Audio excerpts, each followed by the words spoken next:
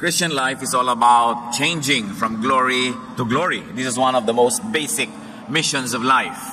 To be more and more like God. To be more and more Christ-like. And this is what spirituality is all about, to grow. And growth is about improvement. At sa atin pong pagtahak dito sa steps of improvement, we're going to discuss 2 steps to self-improvement. At isa sa mga pinakamatatas na uri ng pagsamba sa Panginoon, liban sa pag-awit, pagdadala ng ating mga offerings, pagsayaw sa Panginoon, pagpupuri, yung ibinigay niya sa atin na personalidad ay patuloy na payamanin ang ating ugali, ang ating karunungan, at ang ating personalidad. This is an act of worship that is very sublime to improve ourselves. Dear God, thank you that you are God of improvement, that you are God of inspiration and empowerment. Salamat sapagkat maaari kaming umasenso, lumago, lumalim, tumaas ang pangunawa at ang aming personalidad mahubog palapit ng palapit sa wangis ng iyong anak na si Jesus. Patawarin niyo po kami sa mga kasalanan namin, linisin kami sa aming mga karumihan at punan niyo ang aming mga kakulangan. Mangusap kayong may kapangyarihan, maging pagkain ng aming espiritu ang inyong mga salita at maging kalakasan, maging ng aming katawan. We ask you, Father, to be the speaker, lead us, teach us, hold us by the hand, and usher us into a world that is ever-changing, ever-improving within our hearts. Lead us, Father. Be our speaker. Protect us from lies and falsehood. Protect us from harm, from works of evil men and evil spirits. Strengthen our bodies. Sharpen our minds. Dalangin din namin pagpalain mo lahat ng mga mahal namin sa buhay, lalo yung mga hindi namin kasama sa sandaling ito. Mangusap kayong may kapangyarihan. Set us free. Do your will. Glorify yourself. In the name of Jesus, our Savior, our Lord, we pray. 2 steps to self-improvement. Napakahalaga na ang Kristiyano ay patuloy na lumalago, hindi lang sa alam niya sa Biblia, kundi kung paano niya ito inilalapat sa kanyang buhay. How to improve yourself? Immerse yourself in the most destructive elements of the time and then attempt to swim. Ilubog daw ang sarili sa mga pinaka-nakakahamon na mga elemento ng buhay ng iyong panahon at pagkatapos sikapin mong lumangoy. Jesus immersed himself in a very destructive element of his life, and that is temptation. Hindi niya ito iniwasan. Sa katunayan, siya ay dinala ng Espiritu upang siya ay tuksohin ni Satanas. Matthew 4:1, then Jesus was led by the Spirit into the desert to be tempted by the devil. Talagang inilubog niya ang kanyang sarili dito sa destructive element na ito, and then he attempted to swim. Now, how do we learn from this experience? How do we improve ourselves? We immerse ourselves. So you immerse yourself, or you allow yourself to be immersed in destructive elements like criticism. Ano ba yung mga destructive element? Yung talagang pag pinabayaan mo, masisira ka niyan. Pag hinayaan mo, talagang ikaw ay madadamage, magiging sugatan, duguan. Pero hindi pwedeng iwasan ng ganito mga bagay. Sapagkat ang tunay na buhay ay kinakailangang lumangoy, tumawid ng maraming destructive waters. But the important thing is to always bear in mind that God knows our situation and that this is happening for a purpose. So allow yourself to be immersed in criticism. Yung ikaw ay napupintasan, yung ikaw ay napupulaan, sinusuri, sinusukat, hayaan mo lang. Acts 11, 2-3 and 17 to 18. So when Peter went up to Jerusalem, the circumcised believers criticized him and said, "You went into the house of uncircumcised men and ate with them? So if God gave them the same gift as He gave us, who believed in the Lord Jesus Christ, who was I to think that I could oppose God?" When they heard this, they had no further objections and praised God, saying, "So then, God has granted even the Gentiles repentance unto life." Ano po ang background niyan? Hindi naman sanay ang mga Hudyo na nakikisalamuha sa mga hindi Hudyo. And one of the distinctions of Jewish men was that they were circumcised and Gentiles were not. Kaya nung nakihalubilo at nakikain pa sa hapagkainan ng mga Gentiles itong si Peter na hindi nila nakagawi ang gawin, ay siya ay inusig, siya ay pinulaan, sinuri, he was criticized. But that occasion was turned by Peter into a blessing because being criticized gave him the forum to explain his philosophy, his theology. Pag tayo po ay napupulaan, napipintasan, ang nagiging blessing niyan, nakapagsusuri tayo sa ating sarili. Una, itatanong natin, totoo ba ang inaakusa sa atin? Kung totoo, gaano katotoo? Buong totoo ba? Kalahating totoo? 1/4 na totoo? Sapagkat hindi naman pwedeng maging perfect ang isang bagay. So ang isang criticism, hindi rin pwedeng maging perfectly wrong. Merong tama din doon kahit paano. Kaya pwedeng maging blessing kung susuriin natin, ano ba ang totoo dito? At pagka totoo nga ang nakita natin sa pamumula sa atin, daig pa natin ang nanalamin.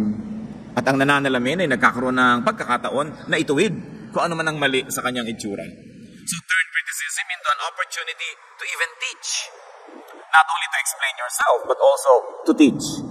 Huwag tayong laging manipis, maramdamin pag napupulaan o napipintasan o sinusuri, sapagkat yan ay maaaring maging daan para maipaliwanag natin ang ating palagay, ang ating kurukuro, ang ating paninindigan, o kaya kung hindi man, makita natin kung ano ang pananaw sa atin ng iba at maituwid natin kung meron tayong mga kalikuan. Immerse yourself in rebuke. Yung itinutuwid ka, pinapagalitan, itinatama. Peter was rebuked by Jesus.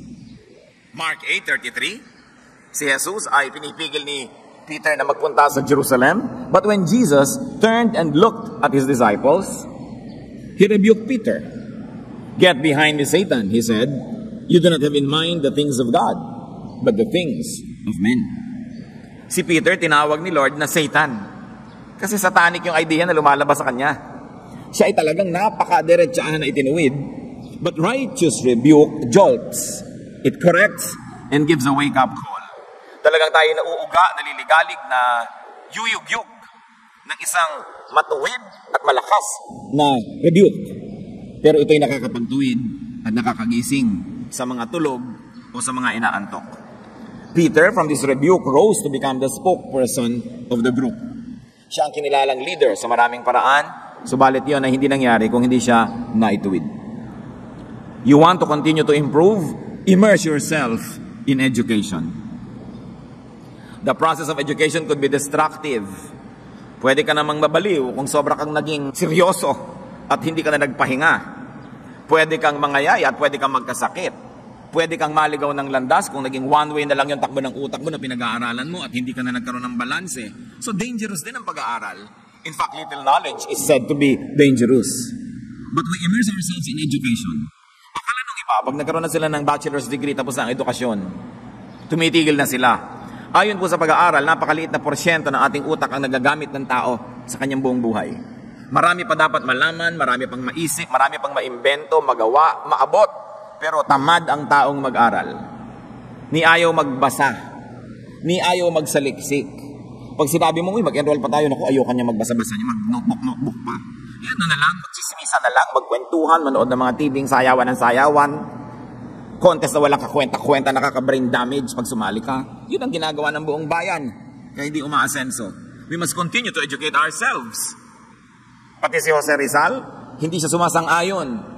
Lumaya agad ang Pilipinas noong kanyang panahon. Bakit? Alam niya na napakalaking porsyento ng mga tao ay mangmang. At ang mangyayari sa mga mangmang kung sila naging mga leaders, ibubulid lang nila sa kapahamakan ang kanilang mga pinangungunahan. Importante ang pag-aaral. Even Jesus grew in wisdom and stature, in favor with God and with men. Patuloy siyang nag-aral. Patuloy siyang nagsaliksik. Luke 2:45-46. Nung umuwi si Mary at saka si Joseph sa kanilang hometown, hindi nila makita si Jesus. Nung sila'y pauwi na, 12 years old na Jesus, nawawala, pinaghahanap nila sa Jerusalem. When they did not find Jesus, they went back to Jerusalem to look for him.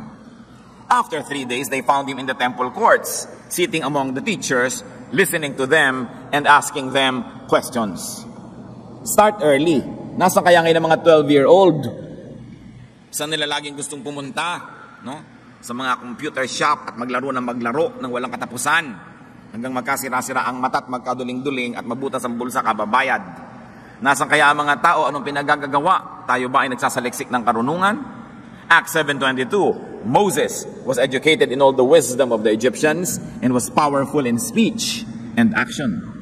Malakas ang utak, powerful in speech, malakas ang katawan. Hindi yung puro katawan lang, ang ganda-ganda ng katawan, tapos yes lang, hindi alam ispelin. O kaya ang tali-talino at pagkatapos parang tipaklok na sa kapayatan dahil pinabayaan na ang katawan. Moses grew in speech and action. This is mind and body matter. Jesus grew in wisdom and stature, mind and physical body. In favor with God, spiritual, and in favor with men, social. Balanced growth. Why is education important? Because it's only the truly educated that will understand God more fully. Because even God is a concept. Hindi naman siya estatwa, hindi siya rebulto, hindi siya tubig, hindi siya dahon. Ang Diyos ay espiritu, konsepto. Ang theology ay konsepto, ang philosophy ay konsepto. Paano mo lalakihan ang pag-unawa mo sa Diyos kung kakaunti ang vocabulary ng iyong isip? Kakaunti ang salitang kayang maunawaan at lalong kakaunti ang salitang kayang sambitin. Kakaunti ang mga kulay na pwedeng makita kasi intellectually colorblind. Kakaunti ang pwedeng maunawa. Paano lalago? Education lifts up the mind. It polishes the soul and sets the noble spirit free. Sa kalooban ng bawat tao ay mayroong napakamarangal na kakanyahan, na identity, na personalidad. Napakarangal. Pero yung marangal na tao sa loob niya ay nakagapos, nakatali. Ang nagtatali dito, kamangmangan. Kakitira ng isip, kawalan ng alam. At habang ang tao ay nag-aaral, nalalagot ang mga tali ng kamangmangan, doon lang nakakalaya, doon lang nakakakilos, yung marangal na pagkatao. Kaya napakarami mga tao ay napakahamak. Hamak ang ugali, hamak ang pag-iisip, hamak ang mga ginagawa at hinahamak ang sarili at pumapayag na hamakin sila ng iba kasi kulang sa kaalaman. Ni hindi nila alam na sila yung mangmang. Kaya napakahalaga patuloy na pag-aaral ng tao. Mahirap talagang gawin yan. Kaya nga sabi, immerse yourself in the most destructive elements of the time. Mas masarap matulog, mas madaling manood ng TV na lang, lalo yung hindi ka na pinag-iisip para wag ka ma-stress. Yung iba na i-stress pag nag-iisip, samantalang isa sa mga pinakamasasarap gawin sa buhay, yung mag-isip, maabot ng isip mo yung hindi mo dating naaabot, makita mo yung hindi mo nakikita, maunawa yung dating magulo. It's better than eating, it's better than having pleasure. Yun naman ay kung nauunawa natin ang halaga ng patuloy na pag-aaral. Kahit may edad ka na, mag-aaral mag-text. Kung makakabuti sa buhay mo, hindi yung text ka ng text tapos yung apubungan text ang text para sa'yo. May mata ka pa, may daliri ka pa, hindi ka pa naman patay, ba't di ka mag-aaral? Matanda na ako, hindi ilibing ka na namin, ayaw mo na pala eh. Diba? Ngayon gusto mo pag mabuhay, mag-aaral ka pa. Buksan mo pa ang isip. Marami pang pwedeng malaman. Hindi na pwedeng kung matanda ka na, ipipikit mo na yung mata at hihiga ka na lang dyan. Aantayin na tawagin ka ni kamatayan. Ang buhay ay napakasarap kung ang utak natin ay gising. At marami tayong nauunawa. Sa isip lang tayo nakakalaya. Kahit ang tao nakakulong sa mga bilangguan, imagine lang yan, siya ay nasa ibabaw ng isang bundok, o kaya naliligo sa batis. Ang totoo ay nararanasan niya yon sa spiritual na paraan. At daig pa yung kuminsan ay tunay na physical experience. Alam niyo yan, try to imagine things and you actually benefit from what you imagine. Many people who have sexual imaginations know that it works. That imagination works. E di lalo na kung mag-i-imagine ka na magagandang bagay. Diyan ka lang napapalaya sa mga kahirapan, sa mga karamdaman. Kung ang isip mo ay malaya, nakakaalis sa loob ng iyong bungo.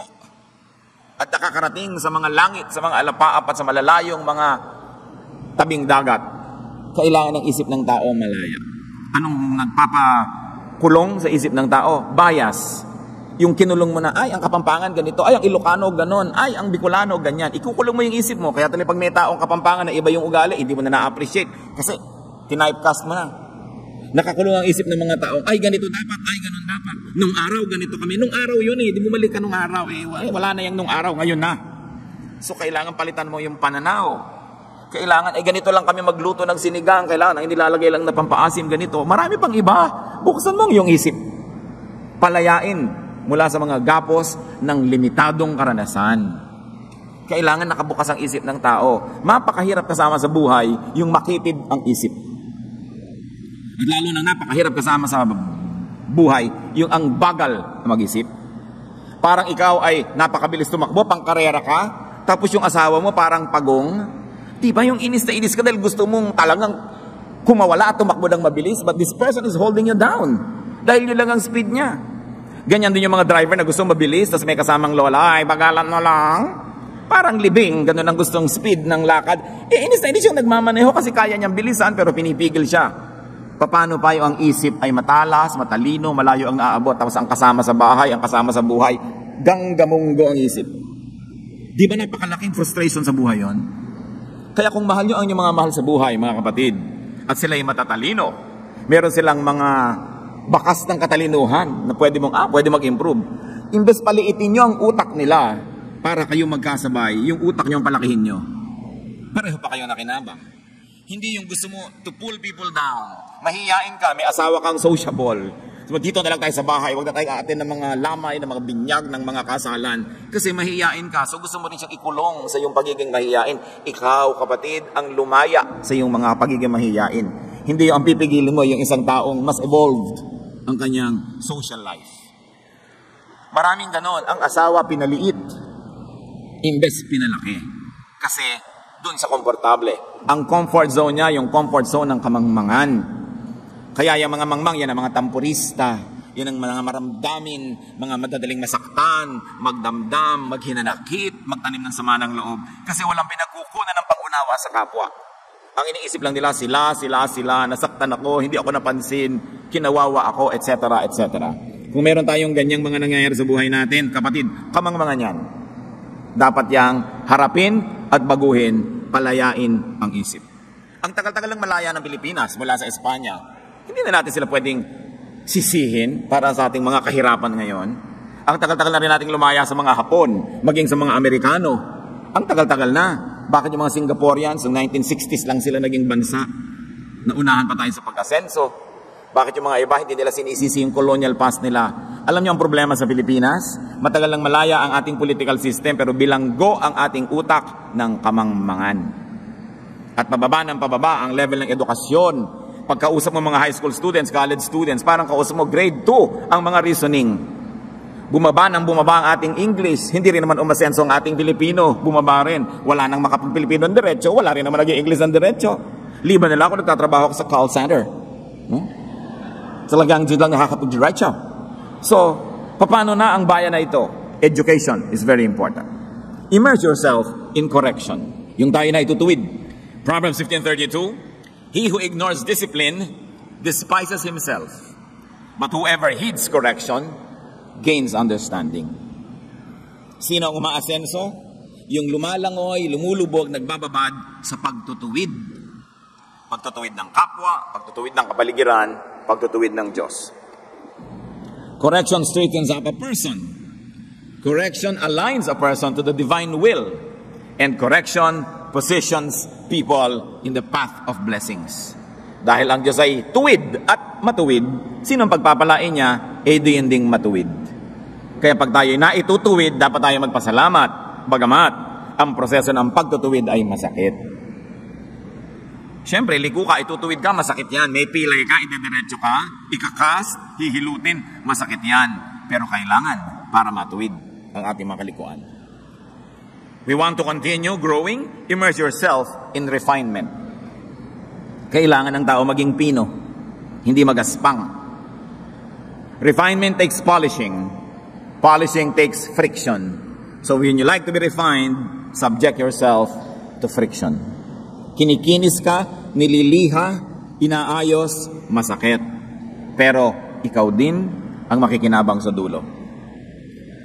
Nung binihag ng Babylon ang Israel, bumihag sila ng mga anak ng mga mayayaman at mga maharlika.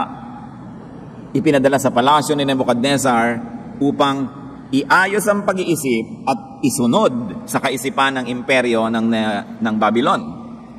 At yan ang naranasan nila Daniel. Daniel 1:3-5. Then the king ordered Aspenas, chief of his court officials, to bring in some of the Israelites from the royal family and the nobility.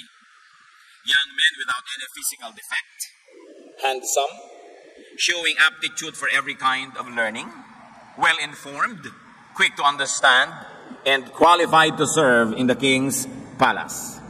Tingnan niyo yung mga katangian na pinili.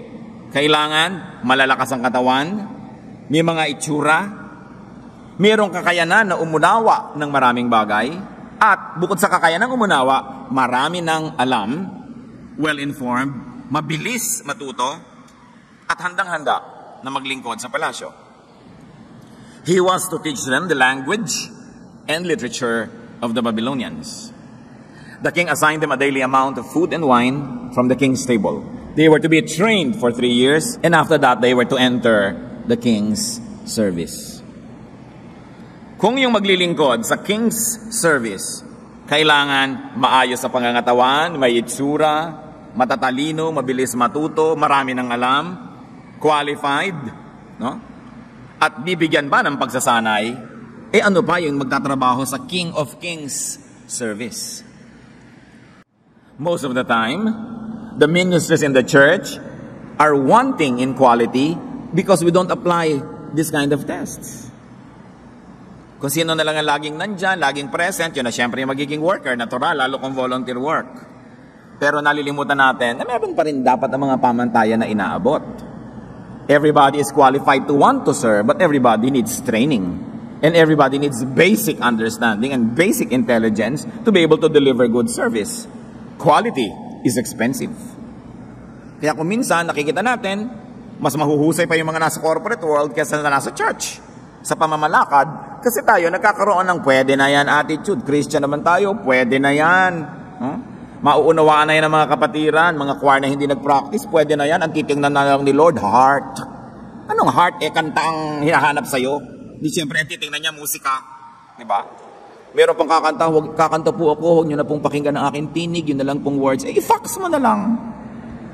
I-text mo na lang yung kanta. Hindi naman pala papakinggan yung boses mo. Mga dramang bukid. Kailangan quality ang ginagawa ng tao, lalo kung paglilingkod sa Diyos. Hindi pwede na yan, pwede na yan. And this is the malice. This is the illness of the church. Walang high quality. Pwede na yan, pwede na yan. Si King Nebuchadnezzar, may quality control. King of Kings, lalo. Dapat nating iniisip yun. Bible study leader ka, hindi ka handa. Preacher ka, hindi ka handa. Instrumentalist ka, hindi ka handa. Magsaserve ka sa King of Kings. Yung mga iba magwo-worship, alam na natin sa pagwo-worship, kasama yung paghahandog. Hindi handa. Ito yung dumadaan yung basket, parang surprise. Ay, meron palang collection. Lagi na lang nagugulat, hindi handa. Dapat handa ka kasi gusto mong haharap ka sa King of Kings. Kumpleto ang yung paghahanda. You know why? Kasi handa rin ng Diyos na humarap sa iyo Handa siyang makinig sa mga dalangin mo. Handang makinig sa iyong mga reklamo, tanggapin na yung mga iyak. Ibibigay yung mga hinihiling kasi ikaw hindi handa. Kailangan may quality. And for this, we need refinement. Refinement brings out the best in the person and prepares one for noble tasks. Magiging tabo ka na rin lang, maging tabo ka na sa palasyo. No? Kaysa tabo ka, tas tabo ka lang kung saan, sa isang public toilet, sa Blumentritt Market. No? You can imagine, medyo iba na yung tabo doon. Pero tabo-tabo lang kayo, pare-pareho, pero hindi pare-pareho ang lahat ng tabo. Magiging tabo ka na rin lang kapatid, maging the best tabo ka na dyan. Kakanta ka na rin lang, maging best ka. Magtuturo ka, maging best ka. For the Lord, for the Lord's glory, and for your own benefit. Yan ang immersion. Marami pa tayong pwedeng immersion na gawin. Isipin niyo mga kapatid, ano bang dapat yung langoyan, lubugan, babaran, na hindi masarap, hindi maganda, mahirap, pero kailangan para tayo umasenso. And after immersion and difficulty, emerge. Matapos kang lumubog, lumutang ka uli. Matapos kang lumangoy ng hirap na hirap ka, umahon ka. Parang metaphor ng baptism. Immerse yourself, then emerge. Parang death and then resurrection. Hindi ganun ang mahalaga. Matapos ang Panginoong Jesus ay lumubog sa hirap ng mga pagsubok, Matthew 4:11, umahon siya. The devil left him and angels came and attended to him. Hindi ka naman lagi nakalubog Parang nilaga, malambot na, iahon na. Kaya naman yung iba, 3 araw mo inilalaga, ang tigas. Kaya ganoon din, kung minsan, tagal-tagal natin na pinapaalo tayo ng Diyos, tayo itinutuwid. Kasi ang tigas. Lambutan mo yung sarili, hayaan mo ang Diyos na hipuin ka tituwid at paghanda ka na, iaahon ka na. Kung meron naman sa ating mga kapatid ngayon na nakalubog dyan sa mga destructive elements ngayon, makinig na kayo sa lesson. Ituwid na ang liko. Linisin na ang marumi. At pag nangyari na yun, alam naman ng Diyos, iaahon ka na niya. Tapos na. After immersion, emerge. Emerge wounded, but healing. Or getting healed. Lahat naman ng tao nasasaktan Pwede ka bang mabuhay sa mundo na hindi nasasaktan? Lahat ng tao nasusugatan. Lahat tayo may sumakit sa ating kalooban. May tumapak sa atin. May dumurog sa ating puso. May nanglait sa atin. May nag 1, 2, 3. May nandaya. May nagtaksil. May hindi nagmahal. May tumalikod. May nag-abandon. Lahat ng tao ganun. Everybody's wounded, but not everybody heals. So you have to emerge wounded, but healing or getting healed. kailangan kapatid magpasya na gusto niyong gumaling. Paano magpapasya na gustong gumaling? Kung kamangmangan ng sakit, magpasya ka na from here on, magpapakatalino ka na. Kung sobra kang maramdamin, magpasya ka na from here on, marami ka nang papalampasin. Pipiliin mo na lang kung ano yung nakakasakit sa'yo. Kung nasaktan ka noon, kailangan mong magpasya kapatid na magpatawad na, magkaroon ng bagong buhay. Kung hindi, gumagaling na yung sugat mo, bubuksan mo na naman. Gumagaling na yung sugat mo, bubuksan mo na naman. Medyo tumitibay-tibay na siya, natutuyo na, bubulat-latin mo na naman, kakalkalin mo, kakamutin mo ng matatalim na kuko para magdugo siya muli. Hindi ba ganyan ang ginagawa ng maraming tao? Nasaktan sila ng kanilang auntie nung araw, lagi nilang pag-uusapan, nabubuhay na naman yung mga sakit na yon. Yung galit na sana'y humuhupa na, muli na naman sisilakbo. Yung nagpapatawad na sana dahil sa panahon, aalalahanin na naman ang lahat. Marami sa atin, nagpapasya na huwag gumaling. Kaya ililibing na lang at lahat, punong-puno pa ng sama ng loob, ng galit sa mundo, ng hinanakit. At pag pinuno natin ang ating puso ng ganyan, hindi magiging bakante ang puso para tumanggap ng pagpapala. Kasi puno ng mga basura. We have to learn to emerge, although wounded, but ready to heal. And it's a matter of decision. Job 5:17-18. Blessed is the man whom God corrects. So do not despise the discipline of the Almighty. For he wounds, but he also binds up. He endures, but his hands also heal. Aba, mapalad daw ang taong itinutuwid ng Diyos kahit nasasaktan, kahit nagdurugo, kahit nakakaranas ng amputation or surgery. Sabi, totoo, sinusugatan tayo ng Diyos. Pero nililinis din niya, nilalanggas, tinatalian, tinatakpan ang mga sugat na ito. Totoo, babaliin ka niya. Pero pag durug-durug ka na, bubuuin ka rin niyang muli para maiba naman ang korte mo. Kasi kung isa kang jar na mali ang korte, kailangan durug-durugin ka para mabuo ka na naman, iibahin yung korte mo. You have to be reconstituted para maiba. When you have reached the bottom, thank God, because there is no other way but up. Pag sobra na, sagad na ang baba ko na, wala na akong pwedeng babaan pa. Ang hirap ko na, hindi na po kami mas mahirap pa kaysa rito. Wala na kayong direksyon na pwedeng tahakin, kundi pataas na, dahil nandun na kayo sa ilalim eh. Kaya kung minsan, mas madali at napapadali ang pagpunta mo sa kaila-ilaliman, mas ibig sabihin, mas madali kang lulutang agad. Kung sa pagtatuwid ng Diyos ay hinihingi na kailangan makarating ka sa kaila-ilaliman dahil ang tigas mo eh. Kailangan ka talagang pagkadurug-durug-durugin pa. Pag nagkakadurug-durug na tayo, magpasya kayong, I will make something out of this. Itong mga sugat na ito, gagawin kong bulaklak na disenyo ng aking balat. Ang mga peklat na ito ay aariin kong magandang design. Paalala na ako ay natuto. Kailangan mawala yung bitterness.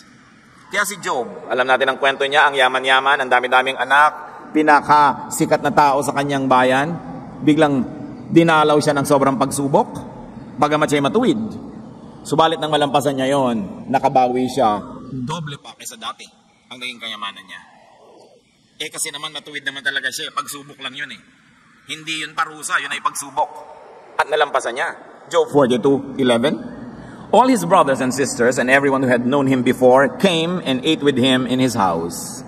They comforted and consoled him over all the trouble the Lord had brought upon him, and each one gave him a piece of silver and a gold ring. Tingnan ninyo ang verse. Nung may sakit siya at nagdusa, naghirap, nagkaroon ng kutakot-takot na galis, walang pumupunta sa kanila. No? Pero, nung siya ay nakarecover, nakalampas sa pagsubok, at siya ay binubuo muli ng Diyos, ano nangyari? Nagdatingan uli yung mga tao, nagkainan uli sa bahay niya. Ang mga tao pupunta sa inyo kung kayo mabango, kung kayo ay may pera, kung kayo ay masigla, masaya. Kung puro luksa kayo, sugat, dusa, hindi kayo pupuntahan. Huwag na kayo magdamdam, natural yun. Di ba ayaw mo magpunta sa mga kamag-anak mo na wala namang gagawin kundi dumaing? Ayaw mo pumunta sa iyong mga kaibigan na walang gagawin sa'yo kundi utangan ka? Yung tuwing pupunta ka sa kanila, sariwang-sariwa, pag uwi mo lanta ka kasi sinipsip nila lahat ang iyong lakas ng kanilang mga hinaing, reklamo, problema. Siyempre, yung likas sa'yo na iligtas ang iyong buhay sa panganib na Diyos din ang naglagay dyan, ilalayo mo ang sarili mo sa mga ganito. Pero nung siya ay nakarecover, nung siya binigyan ng pera, everybody gave silver and gold. When? Nung naghihirap siya? No. Bakit ka naman magbibigay sa naghihirap? Ano mangyayari sa binigay mo doon? Common sense yun, ha? Hindi ko sasabihin ng godly sense. Yun ang sense ng maraming tao. Pag meron ka na, bibigyan ka pa. Kita nyo ang mga regalo sa mayayaman, magaganda. Ang mga regalo sa mahihirap pag Pasko, kalendaryo ng hopya. Mahirap ka. Bakit ka bibigyan ng malaki? Hindi mo kaya magsukli. Hindi ko sinasabing yun ang tama, pero yun ang kalakaran ng mundo. So gusto mo pala na pahalagahan ka, puntahan ka ng tao, make something of yourself. Huwag kang magmukmuk dyan, maawa sa sarili mo, magreklamo sa langit at lupa, umiyak ng umiyak. Magtrabaho ka, bumangon ka, paasensuhin mo ang iyong buhay, babango ka, pupuntahan ka ng mga tao. Kaya sa mayayaman, yung mayaman na, yung pa ang marami nagpapadala ng bulaklak pag namatay. Yung halos hindi ka na makalakad sa dami ng bulaklak doon sa koridor. Yung mahirap, may isang lantang bulaklak na bigay ng punerarya kasama sa cost ng ataol. Diba? Ganun talaga, huwag kayo nagdaramdam. Gusto nyo hindi ganun ang buhay nyo, paasensuhin nyo ang buhay nyo. Para hindi ganun. Talagang ganun ang kalakaran. Blessing begets more blessings. Misery begets misery. Money begets money. Poverty begets poverty. Saan nagbabago ang buhay ng tao? Hindi sa swerte, sa pag-iisip. Pag nagpasya ka, ayokong maging mahirap.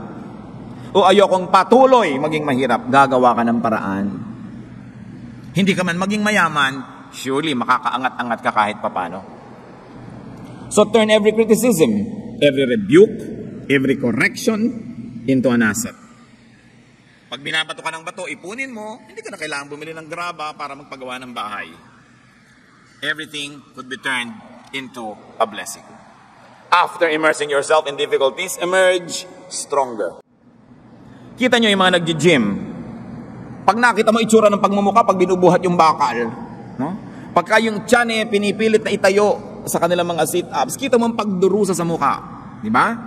Pero pagka-shower niya at paglabas, aba, ang lahat ay napapatingin at muling napapatingin dahil he emerges stronger. No pain, no gain. So habang ikaw ay going through pain, imaginein mo na kung maganda yung attitude, this pain will turn into gain. Ang mahirap, nagdusa ka na nagdusa, tapos wala pa rin nangyari sa buhay mo. Natuto ka na ng natuto, pero hindi mo naman in-apply. Marami ka nang nalaman, hindi mo in-apply. Useless ang paghihirap. Pero bawat paghihirap, bawat pagdurusa, pighati, kalungkutan, kung ang magiging bunga nito, you became better, you became stronger, then it's worth it. Tulad ng mga pagdurusa na mag-asawang naghihiwalay para lang magtrabaho ang isa abroad. O pareho sila pero magkaibang bansa. May pagdurusa, pero may uuwian silang bahay na naitayo, na pag-aral ng mga anak, worth it. Pero yung nagkahiwalay na kayo, nagdusa kayo, pagkatapos nagka-boyfriend si babae, nagka-girlfriend si lalaki, nagkawatak-watak ang buhay nyo, wala rin kayong pera, in the end, gulo-gulo pa kayo. Sayang ang inyong mga paghihirap. So may mga paghihirap na nakabuti, pero may paghihirap na nakasama. Alin na nagpasama? Kamangmangan. Kakulangan ng pag-iisip. Bakit hindi pakinabangan ng hirap? Kundi hirap na ang ending, hirap pa rin. Yun ang malungkot. Job 17, 7-9. My eyes have grown dim with grief. My whole frame is but a shadow.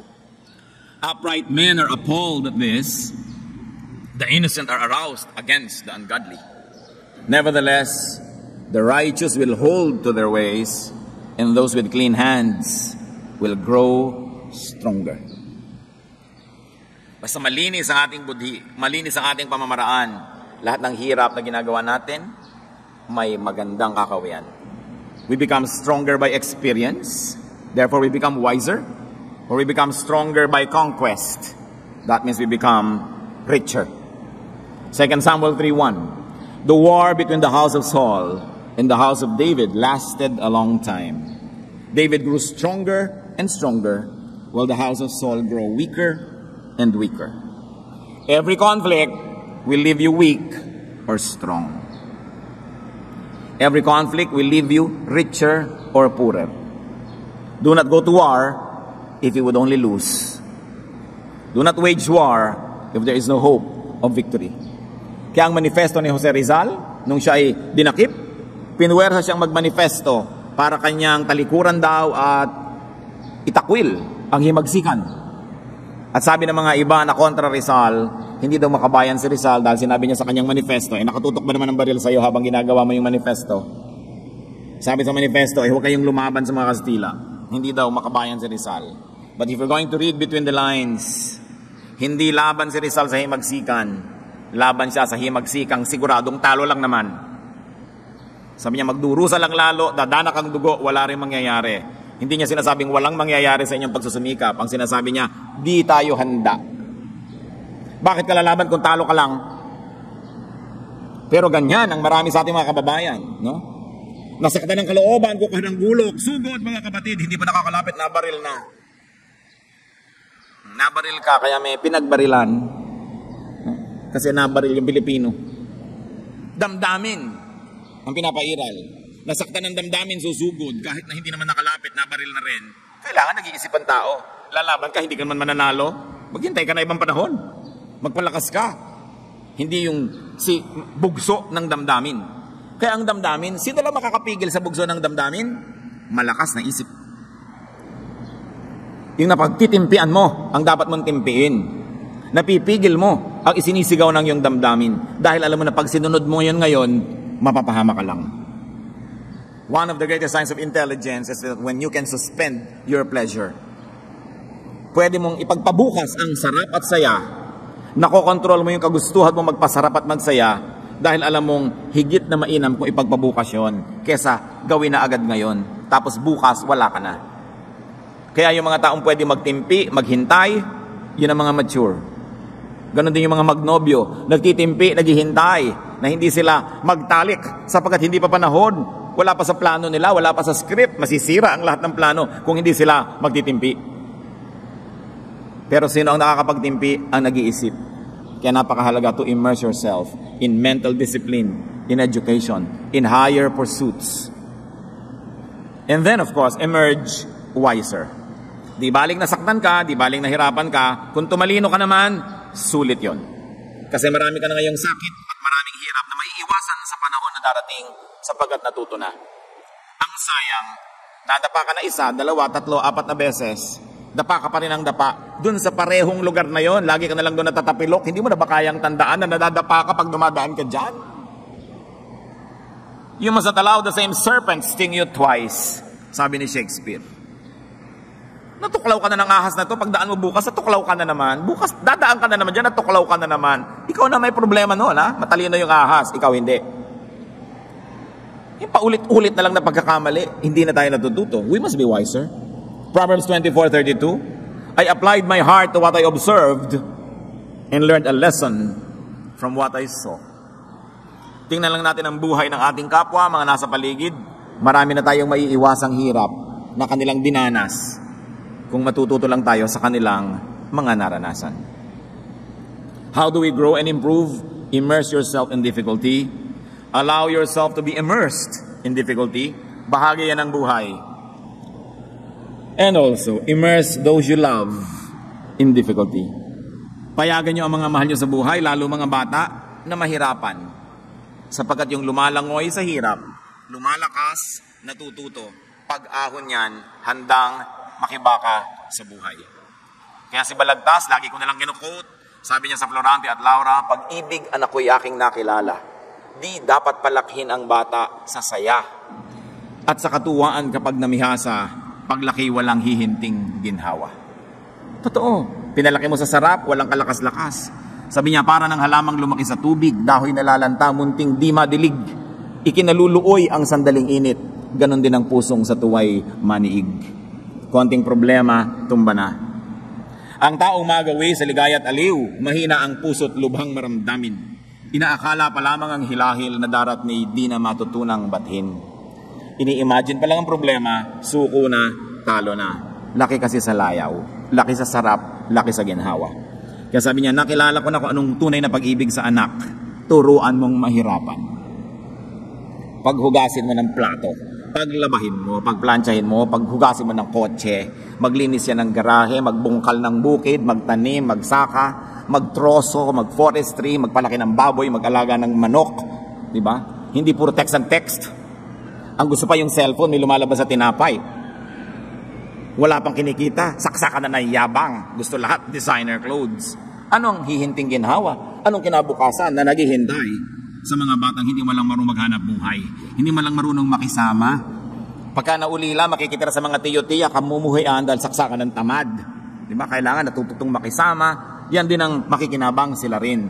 Let them get immersed in difficulty so they emerge as good persons. So thank God for difficulties, because difficulties could be turned into blessings, into wisdom, into riches and endurance. Swim with God's help and emerge for God's glory. Napakahalaga na nananalig tayo, na tayo man ay nalulubog sa hirap, tayo man ay dumadaan sa hirap, yun ay panandalian lamang. At kung ating matututunan na ang leksyon, malalaman na ang dapat malaman, itinutuwid na ang dapat ituwid, iaahon na tayo agad ng Diyos para mabuhay na ng ganap. But we all have to pass through this. Diyos namin sa langit, dalangin namin kung may mga kapatid kami ngayon na sisinghap-singhap, pinipilit lumangoy, kung saan man sila napatapong mahirap na kalagayan. Ipaalala mo na hindi kayo nakakalimot sa amin. Alam niyo ang aming kalagayan, may dahilan ng lahat. Maunawa namin kung bakit pinapayagan yung mangyari ang mga nangyayari, maituwid namin ang aming pag-iisip, matutunan ang dapat tutunan, pagalingin ang aming mga sugat at magkaroon kami ng panibagong buhay. Nawa, Panginoon, palakasin mo ang mga anak na ngayon ay nahihirapan sa paglangoy, pagod na pagod, sawang-sawa na sa paghalubog sa pinagkakalubog ang mga putik at mga pusali. At dalangin namin, Panginoon, maging malinaw sa aming isip na ito'y bahagi ng aming paglago, bahagi ng aming pag-asenso bilang mga tao. Hindi mo rin gusto na kami dumadanas ng hirap, tulad ng mga tunay na nagmamahal sa magulang na hindi naiibigan ang anak nila na nahihirapan. Pero tulad mo, pahalagahan namin ang training. The training is aimed at polishing us so that the best in us can come out of this prison. Makalaya kami sa kamangmangan, sa kakitiran, makalaya kami sa mga hinanakit at galit, at lumabas yung maganda, malinis, nagniningning na pagkatao na kinukulong ng aming mga karanasan. Magbulay-bulay tayo mga kapatid, hilingin natin sa Diyos na paliwanagin pa kung ano ang mga personal na mensahe niya sa atin, na pwede tayo to emerge from all this immersion and difficulties. Lord, sa katahimikan na ito, dinggin mo ang iyong mga anak at patuloy kang magturo sa bawat isa.